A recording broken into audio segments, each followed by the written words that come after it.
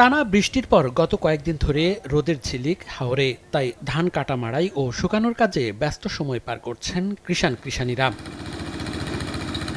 কিশোরগঞ্জের হাওরের ৭৫ ভাগ ধান কাটা হয়ে গেছে। তবে উৎপাদন খরচ ওঠাতে জমির পাশে কম দামে ভেজা ধান বিক্রি করে দিচ্ছেন ক্ষতিগ্রস্ত কৃষক। ৬০০ থেকে ৭০০ টাকা মনে ভেজা ধান বিক্রি করতে হচ্ছে কৃষকদের। সরকারি খাদ্যগুদামেও ধান বিক্রির সুযোগ পাচ্ছে না বলে অভিযোগ তাদের। এছাড়া সরকারি তালিকায় নাম না থাকার অভিযোগও করেন অনেক কৃষক।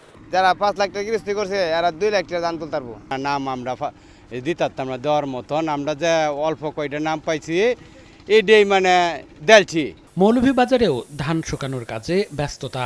কৃষি বিভাগের তথ্য মতে এ জেলায় হাওরের ১০০ ভাগ ধান কাটা শেষ হলেও এখনও বিভিন্ন এলাকার ৪৪% ধান কাটা হয়নি। ধান কালো হয়ে গেছে, দেখায়নি আপনারা।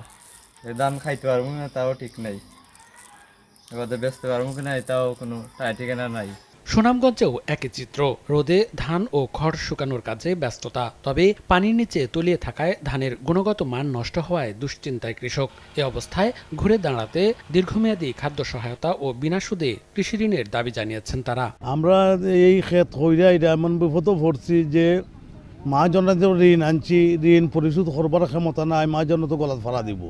ধানের দামও যেটা আইতেছে, এটা ধানের দামও কেউ জিগাইতো না। ধান দাম কিনা কিনি হইতেছে না, মিলে লইতেছে না, গুদামে লইতেছে না। সরকার যদি কিছু ভর্তুকি দেয় আমাদেরকে আর দেশের মানুষকে, সবাই একটু শান্তিতে থাকতে পারবো। দুদিন ধরে ভালো রোদ পাচ্ছেন নেত্রকোনার কৃষকরা। সেই সুযোগে দ্রুত জমির ধান কেটে ঘরে তোলার চেষ্টা করছেন তারা।